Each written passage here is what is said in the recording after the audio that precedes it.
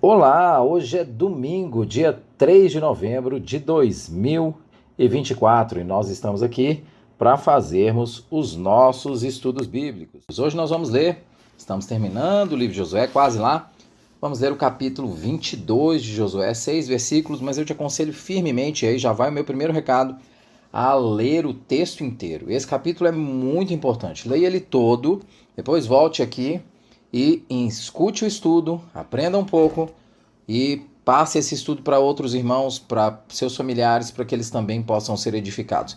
Eu falo para você, importante hoje que você leia todo, porque eu vou falar sobre todo o capítulo, embora eu só vá ler os primeiros versículos. O segundo recado que eu sempre dou aqui, eu sou repetitivo, eu sei, mas é necessário que você desenvolva um método sistemático de leitura da Escritura. Ler a Escritura de maneira sistemática, essa coisa de você ficar pegando um versículo hoje, um texto hoje, outro texto amanhã, vai te prejudicar muito, pois você não vai entender que a Bíblia toda não é uma série de histórias desconectadas, mas ela fala de uma única história, a história da criação, da queda, da redenção e da consumação de todos os tempos. Faça isso. Encontre um método. Eu sugiro a Bíblia 365, mas você pode escolher o método que você julgar mais apropriado, mas ache um método devocional. Por último, nós deixamos sempre nos canais digitais da igreja os dias que temos estudos bíblicos na igreja. Procure se enturmar, procure participar das leituras bíblicas. Eu sempre falo que se Deus deixou um livro do tamanho da Bíblia para falar conosco, qual é a chance mesmo de que ele não queira que você estude esse livro? Por que Deus deixaria um livro desse tamanho se ele não quer que você o entenda, que você o compreenda, que você busque sabedoria nele?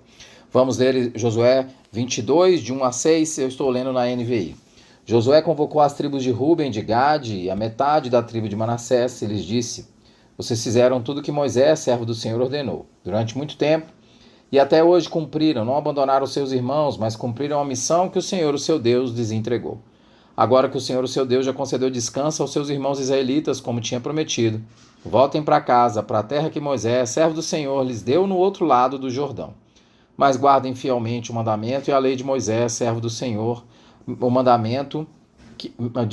mas guardem fielmente o mandamento e a lei que Moisés, servo do Senhor, lhes deu, que amem o Senhor, o seu Deus, andem em todos os seus caminhos, obedeçam os seus mandamentos, apeguem-se a ele e o sirvam de todo o coração e de toda a alma. Então Josué os abençoou e os despediu, e eles foram para casa. O texto de Josué 22 é muito rico e ele pode ser dividido em duas partes. Na primeira delas, entre os versículos 1 a 9, nós lemos somente até o 6º, mas entre os versículos 1 a 9, as tribos de Gade, Ruben e a meia tribo de Manassés são abençoados para voltar para o outro lado do Jordão, pois cumpriram a promessa de guerrear junto com seus irmãos, cumpriram o mandamento que Moisés tinha lhes dado. Moisés, eles pediram as terras do outro lado do Jordão, e Moisés lhes disse: sim, eu dou, mas vocês vão ter que ir guerrear com seus irmãos. E veja, no versículo 4, o Senhor diz assim: para a terra que Moisés, servo do Senhor, lhes deu no outro lado do Jordão. Então eles são abençoados para voltar para o outro lado do Jordão. Eles cumpriram a promessa, cumpriram o mandamento de guerrear junto com seus irmãos. A segunda parte do capítulo 22 está entre os versículos 10 e 34, relatando como uma confusão pode ser evitada se as pessoas conversam e entendem as motivações da outra parte. Cristãos, apesar de terem inúmeras instruções de como fazer isso, costumam ter embates grandes quando discordam de algo. Seja dentro de casa, não precisa dizer o tanto de discordância que nós temos dentro de casa porque nós simplesmente descumprimos princípios cristãos, seja no contexto eclesiástico. Na história da igreja, há tristes registros de como a igreja esquece princípios básicos de amor ao próximo. Mas eles são fartos, infelizmente, e muitas vezes utilizados para contestar a nossa fé e contestar o próprio cristianismo.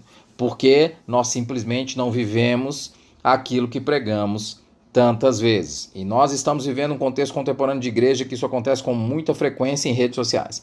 Lembre-se, o padrão é muito elevado, o padrão de amor ao próximo. Ele está bem consolidado no Sermão do Monte. Se você for lá no Sermão do Monte, nos capítulos 5 e 6, você vai ver que o padrão de amor ao próximo está muito consolidado. O padrão é de orar e clamar pelos seus inimigos. Portanto, Jesus deixou claro qual é o padrão. mas infelizmente nós fazemos muito diferente. As tribos de Gade, Ruben e Manassés são um lembrete para nós aqui hoje de como um cristão deveria ver a batalha dos seus irmãos. Eles já haviam recebido suas terras do outro lado do Jordão, mas eles não ficaram desfrutando o que eles receberam. Pelo contrário, eles se equiparam para estar do lado das demais tribos, lutando a guerra dos irmãos. Por óbvio, isso levou a perder conforto, perder anos aproveitando a própria terra e, claro, muitos deles perdendo a própria vida. Vários deles perderam a própria vida porque atravessaram o Jordão para lutar com seus irmãos. O apóstolo João mostra muito claro o que acontece com as tribos de Gade, Ruben e Manassés, a meia tribo de Manassés. Ele mostra muito claro como é que esse padrão se configura para a igreja, para os cristãos. Ele eleva muito o sarrafo lá em 1 João 4, versículos 20 e 21. Ele diz assim: se alguém afirmar eu amo a Deus, mas odiar seu irmão, é mentiroso, pois quem não ama seu irmão a quem vê, não pode amar a Deus a quem não vê. Ele nos deu este mandamento: quem ama a Deus, ame também ao seu irmão. Veja, o apóstolo João fala, ele nos deu este mandamento: quem ama a Deus, ame também a seu irmão. E aí você pode dizer, não, mas eu não odeio o meu irmão. Pois é, então não é uma questão de simplesmente não odiar. O apóstolo João também na sua primeira carta, em 1 João 3,16, nós decoramos João 3,16, mas 1 João 3,16 é um versículo muito emblemático. Diz assim: nisto conhecemos o que é o amor. Jesus deu a sua vida por nós e devemos dar a nossa vida pelos nossos irmãos. Jesus deu a vida por nós e nós devemos dar a nossa vida pelos nossos irmãos. É bom entender que esse amor abnegado é fruto de um coração transformado. É fruto de um coração circuncidado pelo Senhor. Esse amor abnegado nunca vai ser construído na sua própria força e no seu próprio braço. Esse amor abnegado é a obra do próprio Espírito Santo, do próprio Cristo no seu coração. Esse amor abnegado é o que o profeta Ezequiel diz no seu capítulo 36, nos versículos 24, 25, 26. Especialmente 25 diz: aspergirei água pura sobre vocês e ficarão puros. Eu os purificarei de todas as impurezas e de todos os seus ídolos. Darei a vocês um coração novo. Porei em vocês um espírito novo. Tirarei de vocês o coração de pedra e lhes darei um coração de carne. 27. Porei o meu espírito em vocês e os levarei a agirem segundo os meus decretos e a obedecerem fielmente às minhas leis. Esse amor abnegado é fruto dessa obra milagrosa do Espírito Santo num coração profundamente corrompido que é o nosso. As tribos de Gade, Ruben e Manassés fizeram exatamente isso. Amaram seus irmãos, lutaram as lutas deles. E Josué os abençoou e os despediu para sua casa, como a gente viu no versículo 26.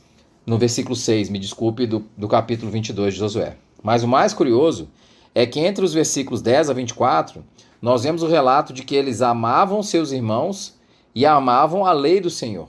E eles fizeram um altar em memória para que os seus filhos lembrassem das guerras que eles lutaram junto com as suas tribos irmãs. No versículo 26, eles dizem o seguinte: por isso, resolvemos construir um altar, não para holocaustos ou sacrifícios, mas para que esse altar sirva de testemunha entre nós e vocês e as gerações futuras, de que cultuaremos o Senhor em seu santuário e com nossos holocaustos.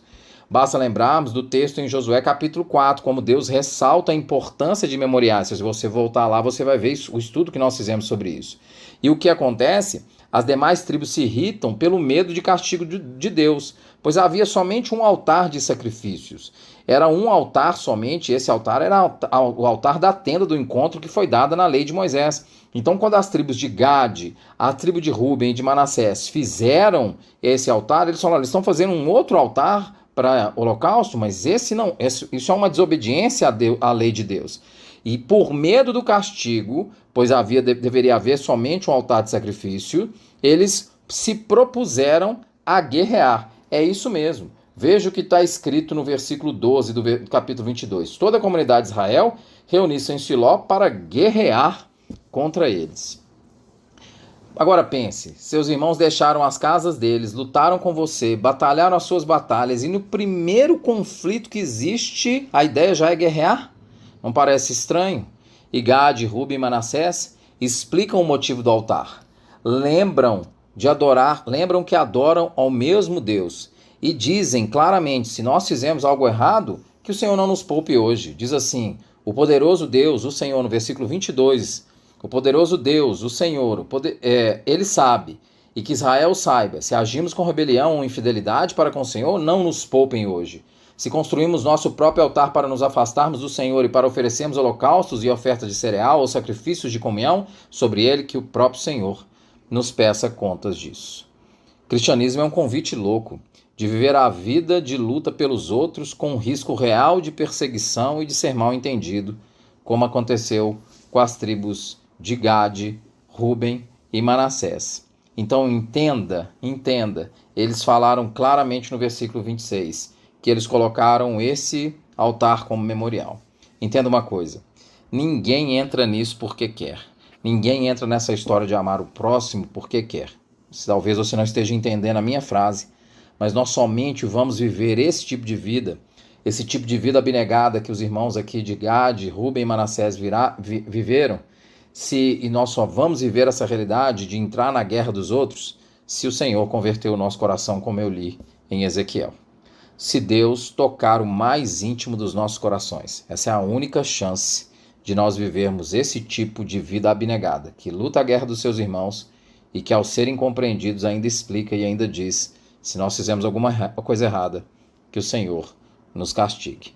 Que você ore, assim como eu tenho orado, para que Deus toque o mais íntimo do seu coração e transforme o seu coração e faça você viver uma vida abnegada, como a vida dos irmãos aqui são um exemplo. Deus os abençoe.